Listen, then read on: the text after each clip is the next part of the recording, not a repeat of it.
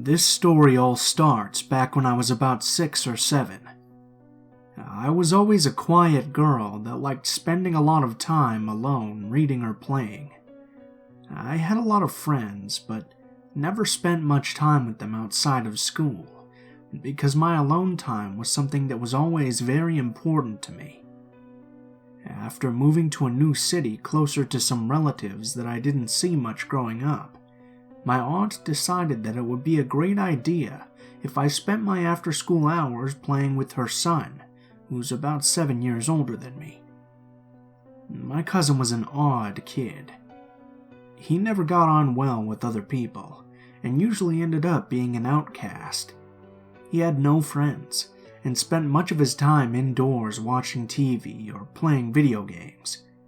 He was prone to random fits of rage that usually ended with him breaking things or screaming a whole lot.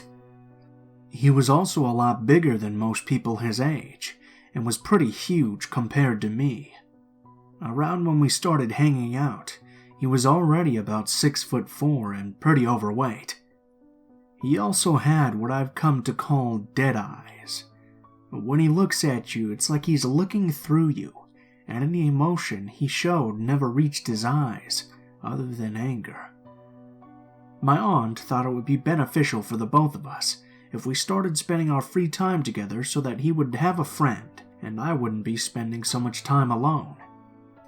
My parents weren't as enthusiastic about it, but thought that it wouldn't cause any harm. Everybody in the family always felt bad for my cousin, due to him always being alone and having parents that weren't exactly fit to be so. It was more like I was babysitting him more than anything, which looking back was a horrible situation to put a young girl in, with the guy so much older and bigger. It started out innocent enough. We shared some common interests, such as reading and video games, and he seemed not to be as violent to me, maybe because I was family. It's hard to say. It got to the point that we were talking or hanging out every day. People often mistook him for my older brother.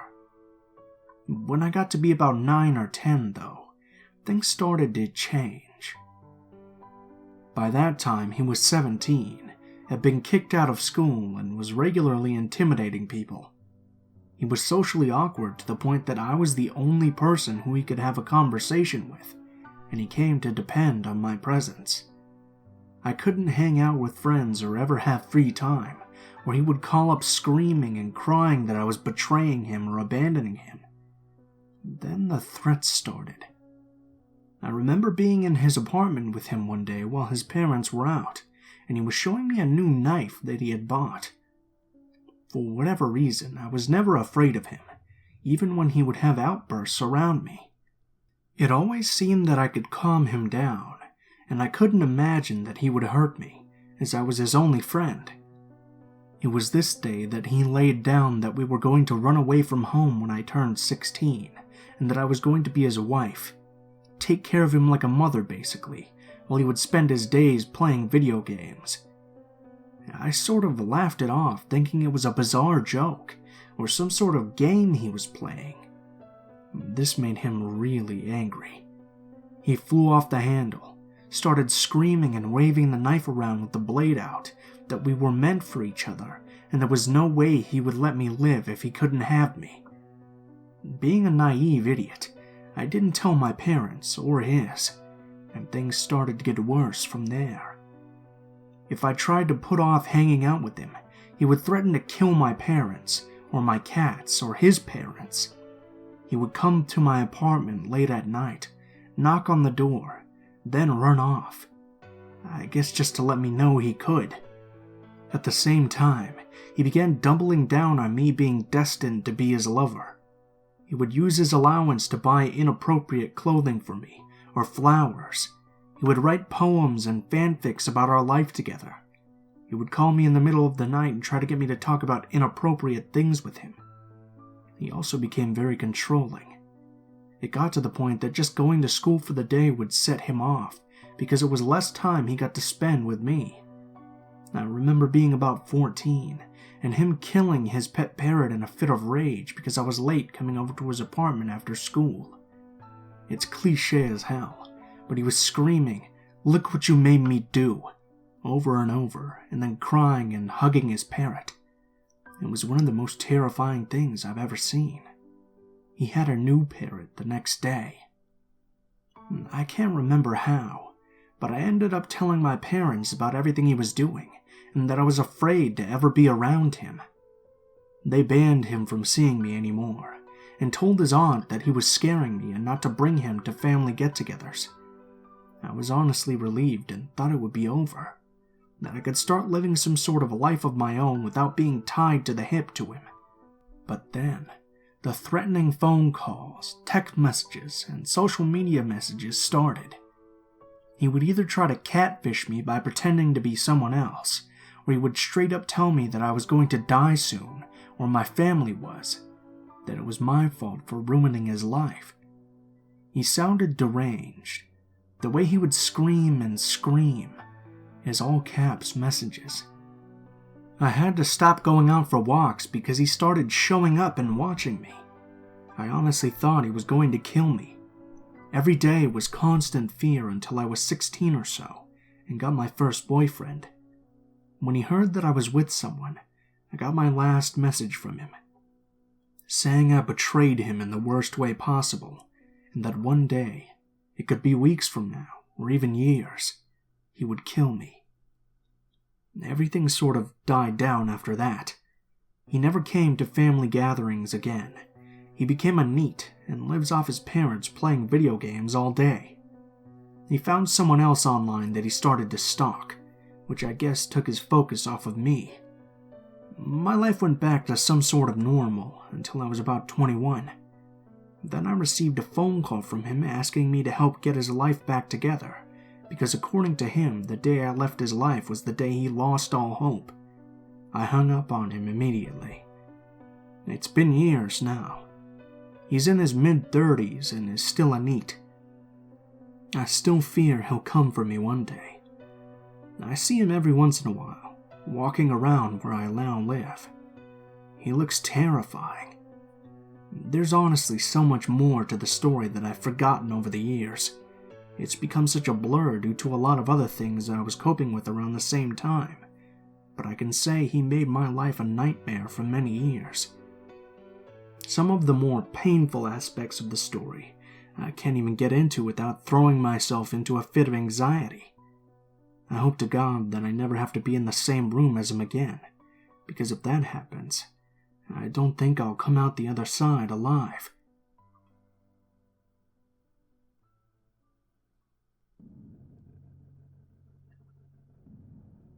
I was 16 years old.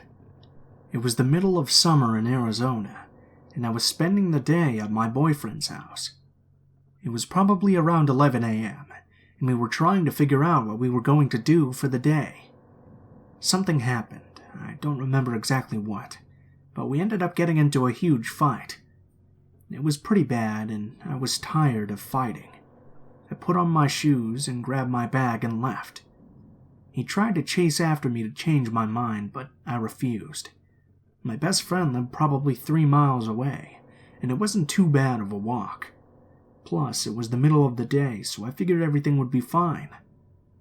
I called my best friend and told her what had happened, and that I was coming over, and then I went on my merry way. As soon as I made it out of the parking lot of my boyfriend's apartment complex, I had this weird, awful sinking feeling in my gut. I brushed it off and figured it was just me being overwhelmed from the arguing. From where my boyfriend lived to my best friend's house, it was pretty much a straight shot down a main road, but there were always lots of people out and a lot of traffic. I had walked it 100 times before on my way to and from school, so I was comfortable and not really paying attention at all. I made it probably halfway to my friend's house, and just happened to look further up ahead on the same side of the street I was on. I saw a man in a small parking lot, standing beside a car. He seemed out of place to me. It was weird because I lived in a somewhat big city with all different types of people. He had dark sunglasses on, and was just surveying the road like he was searching for something. I remember thinking it was really strange. I made it to the next intersection and looked up ahead again while waiting to cross the street. Again, there he was, the same side I was on, just standing around and looking towards the road. Something seemed really off, and I remember thinking that I didn't want to pass by him a second time, so I opted to cross the road in the other direction and not be on the same side of the street he was on. I crossed and was now walking on the left side of the road against the direction of traffic. Feeling a bit more cautious, I started to keep an eye on all of my surroundings. The man was gone now, and I felt okay again. I was one street light away from where I needed to turn to get to my friend's house. She lived just a block off the main road. Suddenly, I hear footsteps behind me and I turn around. There was a man coming towards me, and it was him. He saw me look at him and started walking faster to catch up with me. He had a friendly smile on his face. He caught up with me fast and started to ask me directions to some place I've never heard of before. I told him that I didn't know and kept walking, hoping he'd say okay and leave me alone. He didn't. He stayed right next to me and kept asking questions. I was starting to panic and trying to think of what I should do next, but I felt like I was in a haze. I couldn't think straight, and I was getting more and more scared. I told him that he shouldn't be talking to me, because my dad was on his way to pick me up and my dad wouldn't like it. It sounded stupid, but it was the only thing that came to mind. The man told me that I was a liar, and that no one was coming for me. I kept insisting and telling him he needed to leave me alone. I should have just ran away at this point, but like I said, I literally couldn't think straight. All of a sudden he put his arm around me and draped it over my shoulders and said, "Let's go, now." I was in disbelief. Here's this stranger, this man who's putting his hands on me and trying to pull me with him. I felt like my heart was going to explode, but I was just walking with him. I couldn't do anything but just go along. He had turned me around, and we were now walking in the direction where traffic was going. Everything was in super slow motion. I remember looking down at the ground and watching my feet just walking, step after step, just walking with this stranger. He kept trying to talk to me, but it felt like I was underwater, and I couldn't really hear him or anything clearly. Finally, I looked ahead up the road and noticed where he was trying to take me.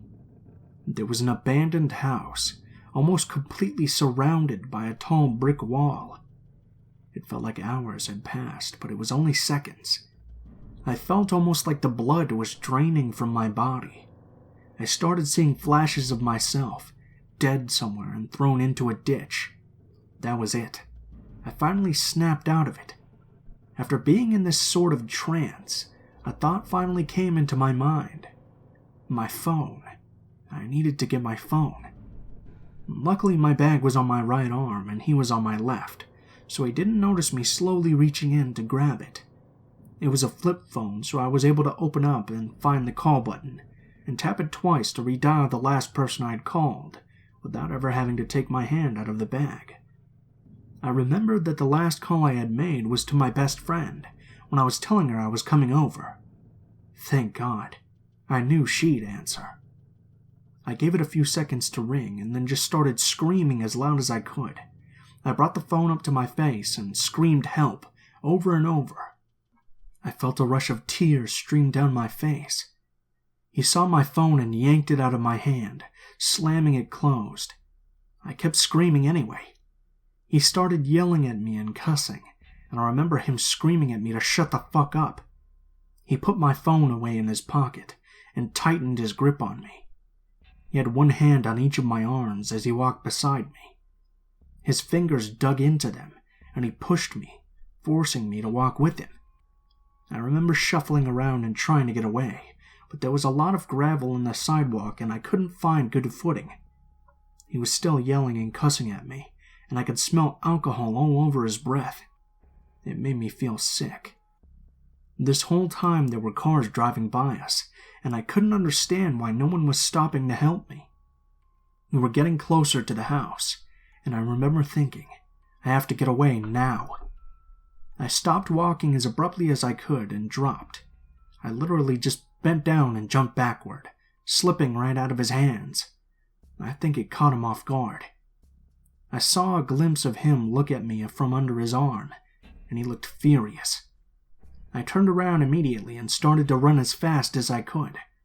I was so afraid that he was running after me. I ran directly into the road at oncoming traffic, hoping that he wouldn't follow me. I was hysterically screaming and crying and waving in my arms desperately at people to stop. Instead, they swerved out of the way. I remember seeing people's faces looking at me as they just drove past. No one was stopping, and no one would help me. I turned and looked behind me, but the man was nowhere in sight. I got back on the sidewalk and kept running in the direction I was going. I came to a side street.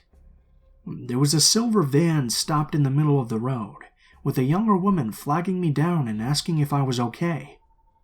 I ran up to her, telling her someone had tried to kidnap me.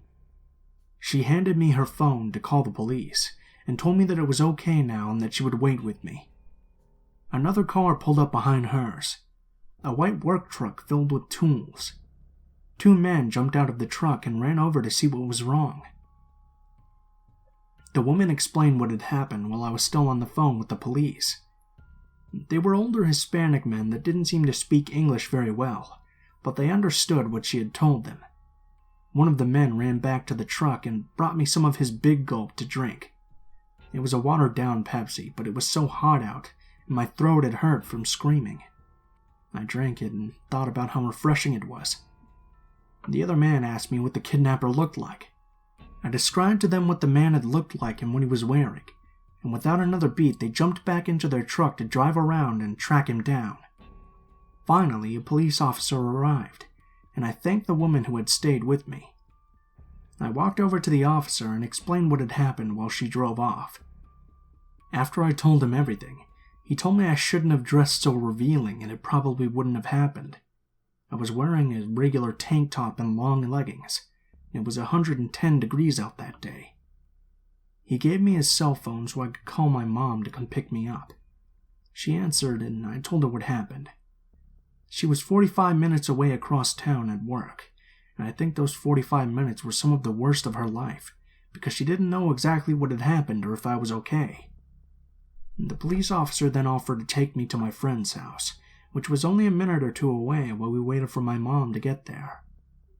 I ran up and knocked on her door crying, and had a police officer with me, so when she opened the door, I couldn't understand why she looked so confused.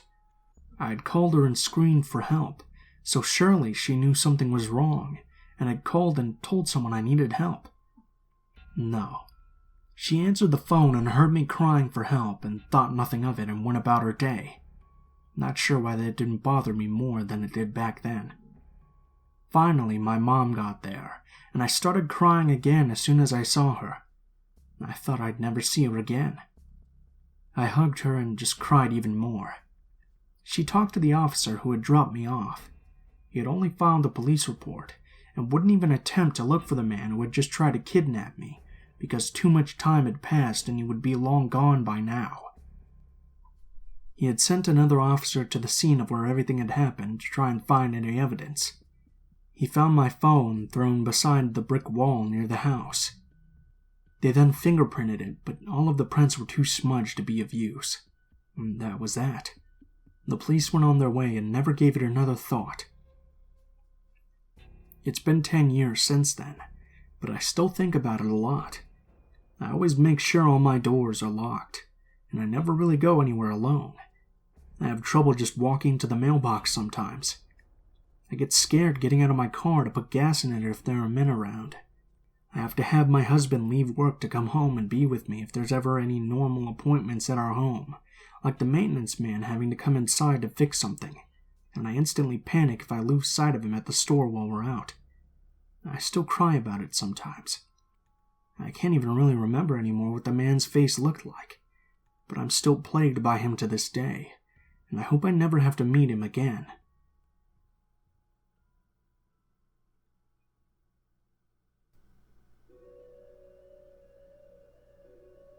I saw another post about a school bus, and it reminded me of this incident when I was very young.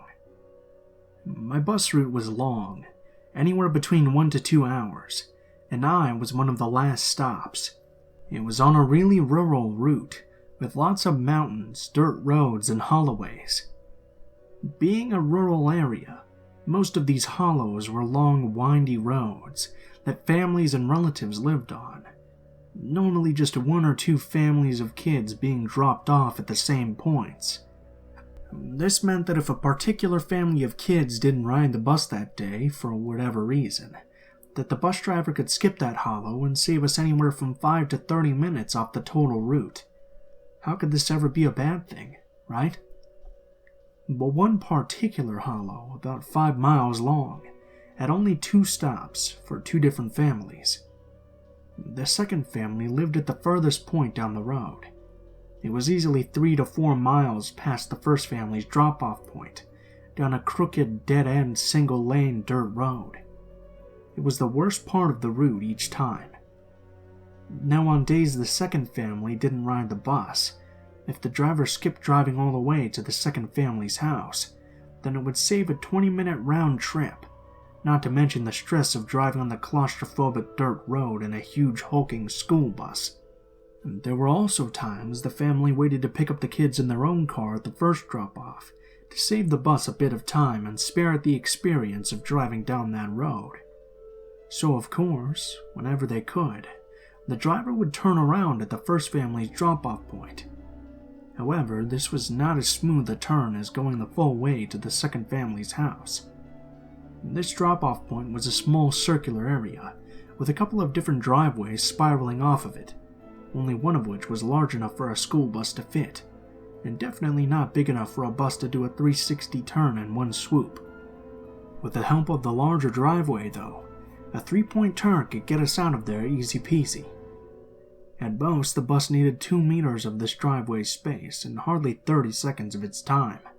We do this happily for as long as I can remember, until either new residents moved in, or the existing residents of the trailer in this driveway about 20 meters away lost their minds.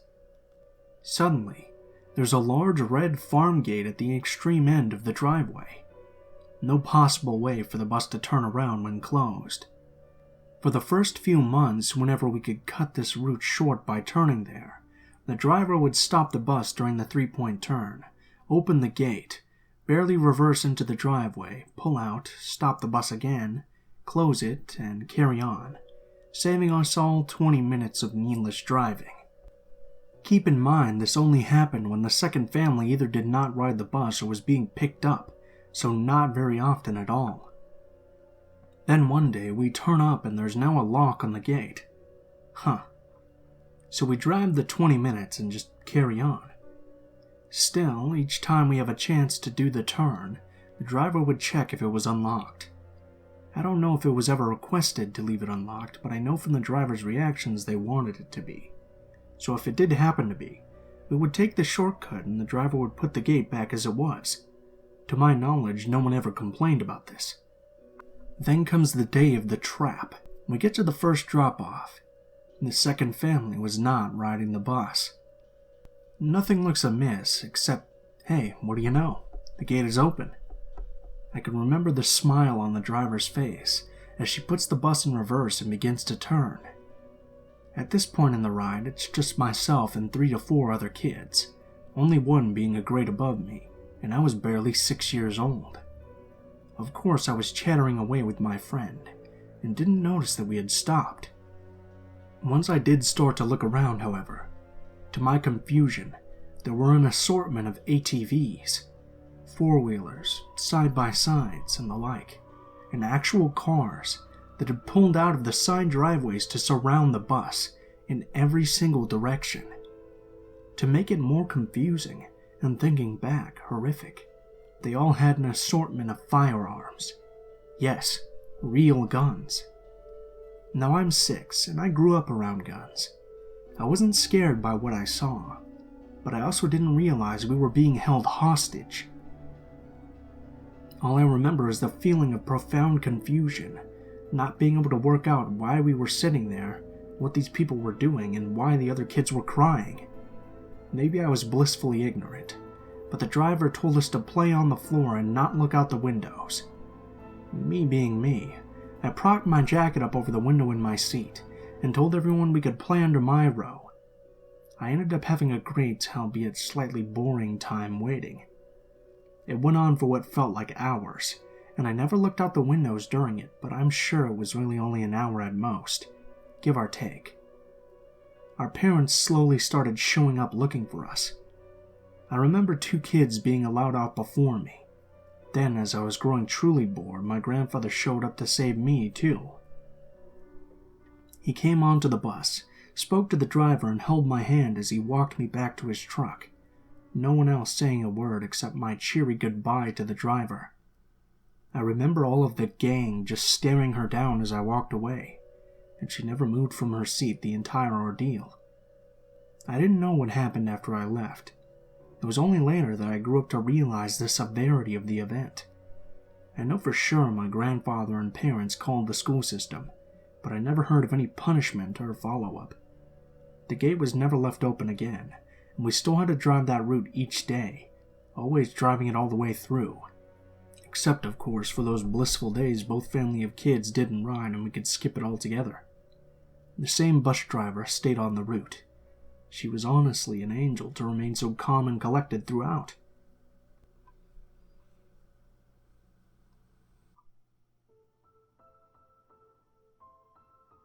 What is up, guys? Blue Spooky here, as always. I just wanted to thank you guys so much for watching, especially if you made it this far to the end of the video. I have a little bit of an update here for you guys. I've recently started streaming a little bit on Twitch. I don't know if you guys are interested in just hanging out and seeing a bit of gameplay of maybe Monster Hunter or some games like that, maybe a few horror games, but I'll leave a link to my Twitch in the description of the video below. As always, if you guys like the video, please leave a comment or perhaps like or subscribe if you feel so inclined. If you'd like to message me, or you'd like to send in a story for me to read, or you have a suggestion for a story I should read, the links to all of my social media will be in the description of the video below as well. This includes my Facebook, Twitter, Gmail, and now, of course, my Twitch account. Go ahead and send me a message on any of those, and I'll try to get back to you as soon as possible, but please guys be patient, because I do get a lot of messages, so if I don't respond to you right away within like a week or two, just be a little patient. I'll get to it as soon as I can. If you do decide to send in a story, please be sure to include in the description of the email or message what the name of the story is, what the category of the story is, and how you would like to be credited in the video that the story appears in.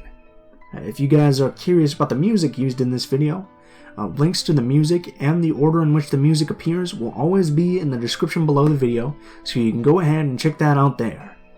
Last but not least, if you guys do enjoy my content, please take a look at my Patreon, and if you feel so inclined, maybe donate like $1 or something. Every little bit helps. It'll never be necessary, but of course, it's always an option if you guys would like to support the channel. Thank you guys so much for watching, and I hope you guys have a wonderful day.